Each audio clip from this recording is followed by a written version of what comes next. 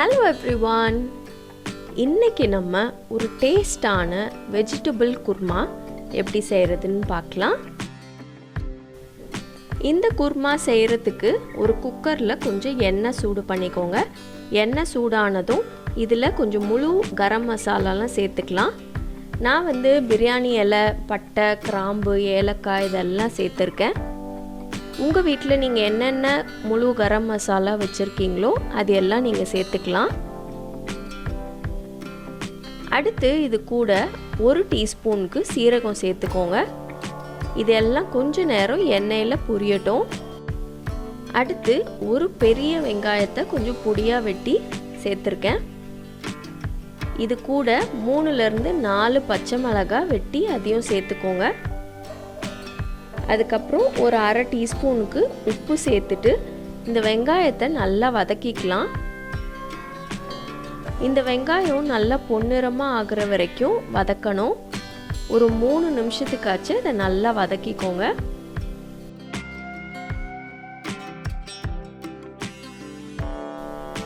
வெங்காயம் நல்லா வதங்கினதுக்கு அப்புறமா இது கூட 1 டேபிள் ஸ்பூனுக்கு இஞ்சி பூண்டு விழுது சேர்த்துக்கோங்க.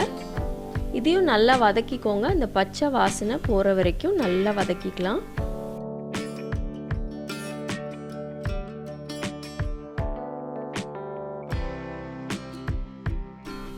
அடுத்து இது கூட 2 பெரிய தக்காளியை சின்னதாக வெட்டி சேர்த்துருக்கேன். தக்காளியை சேர்த்துட்டு எல்லாத்தையும் நல்லா கலந்துக்கோங்க. இப்போ இந்த தக்காளி கொஞ்சம் நேரம் வேகணும். ஒரு 3லேருந்து 5 நிமிஷம் இந்த தக்காளி வேகிறதுக்கு வெயிட் பண்ணுங்கள். தக்காளி ஓரளவுக்கு வெந்ததுக்கப்புறம் மசாலா எல்லாம் சேர்த்துக்கலாம். 1 டேபிள் ஸ்பூனுக்கு தனியாத்தூள் சேர்த்துக்கோங்க. இது கூட 1 டீஸ்பூனுக்கு மிளகாத்தூள் சேர்க்குறேன். 1 டீஸ்பூன் தான் நான் சேர்த்துருக்கேன். ஏன்னா பச்சை மிளகாவும் சேர்த்ததுனால இந்த காரம் எங்களுக்கு போதும். உங்களுக்கு இன்னும் கொஞ்சம் காரமாக வேணும்னா இன்னும் கூடுதலாக சேர்த்துக்கலாம். அதுக்கப்புறம் அது கூட 1 டீஸ்பூன் சீரகத்தூளும் ஒரு 1/2 டீஸ்பூனுக்கு கரம் மசாலாவும் சேர்த்துக்கோங்க. சேர்த்துட்டு இது எல்லாத்தையும் நல்லா கலந்துக்கோங்க. இதையும் ஒரு 2 நிமிஷத்துக்கு வேக வச்சுக்கோங்க.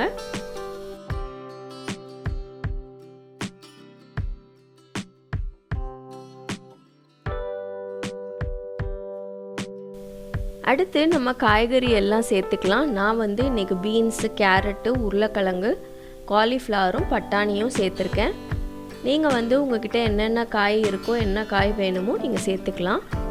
இந்த காய் எல்லாத்தையும் இந்த குக்கரில் சேர்த்துக்கோங்க. சேர்த்ததுக்கப்புறம் இது கூட 3 கப்புக்கு தண்ணி சேர்த்துக்கோங்க. சேர்த்துட்டு இது எல்லாத்தையும் நல்லா கலந்துக்கோங்க. கலந்துட்டு உப்பு சரியாக இருக்கான்னு பார்த்துக்கோங்க. நம்ம கொஞ்சமாக தான் உப்பு சேர்த்தோம் வெங்காயத்தோட. இன்னும் கொஞ்சம் உப்பு சேர்த்து நல்லா கலந்துக்கலாம். இப்போ இந்த குக்கரை மூடி ஒரு 2 விசிலுக்கு இதை வேக வச்சுக்கோங்க. காய்கறி வேகும்போது நம்ம தேங்காய் அரைச்சிக்கலாம். ஒரு மிக்ஸி ஜாரில் 1/2 கப்பு அளவுக்கு தேங்காவை சின்னதாக வெட்டி சேர்த்துருக்கேன். இது கூட 1 டீஸ்பூனுக்கு சோம்பு சேர்த்துக்கோங்க. அடுத்து இது கூட 1 டீஸ்பூனுக்கு கசகசா சேர்த்துக்கோங்க. சேர்த்துட்டு ஒரு 10 முந்திரி பருப்பு சேர்த்துக்கோங்க. இது கூட கொஞ்சமாக தண்ணி சேர்த்து நல்லா இது ஸ்மூத்தாக வர வரைக்கும் அரைச்சிக்கோங்க. இந்த மாதிரி நல்லா ஸ்மூத்தாக அரைச்சிக்கோங்க. குக்கரில் ப்ரெஷர் அடங்கினதுக்கு அப்புறமா அதை திறந்துடலாம். காய்கறி எல்லாமே நல்லா வெந்துருச்சு. இது எல்லாத்தையும் கொஞ்சம் கலந்துட்டு நம்ம அரைச்சி வச்சிருந்த தேங்காவை சேர்த்துக்கலாம்.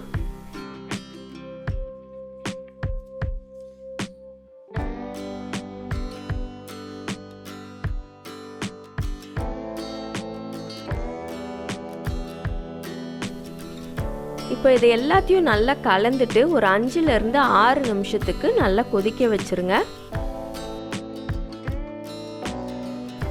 இது கொதிக்கும் போதே கூடுதலாக இன்னும் 1 கப்பு தண்ணி சேர்த்துக்கோங்க.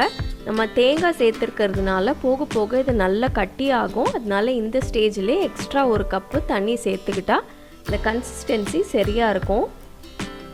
சேர்த்துட்டு நல்லா கலந்துட்டு நல்லா கொதிக்கட்டும். ஒரு 5 நிமிஷத்துக்கு கொதிக்க விட்டுருங்க. ஒரு 5லேருந்து 6 நிமிஷம் கொதிச்சிருச்சுன்னா நம்ம குருமா ரெடி ஆகிடும். கடைசியாக கொஞ்சமாக ஒரு கை அளவுக்கு கொத்தமல்லி பொடியாக வெட்டி சேர்த்துட்டிங்கன்னா நம்ம டேஸ்டான வெஜிடபிள் குருமா ரெடி ஆகிடுச்சு.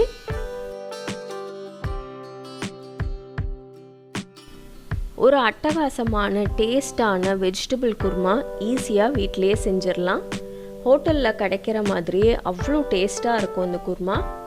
இது நீங்கள் ஒரு புலாவுக்கு வச்சு சாப்பிட்டீங்கனாலும் சரி, இல்லை சப்பாத்தி பரோட்டா அந்த மாதிரி சைட் டிஷ்ஷாக வச்சு சாப்பிட்டாலும் ரொம்ப டேஸ்ட்டாக இருக்கும்.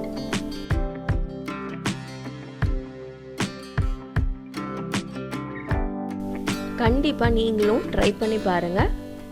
மீண்டும் அடுத்த வீடியோவில் உங்களை சந்திக்கிற வரைக்கும் பாய்.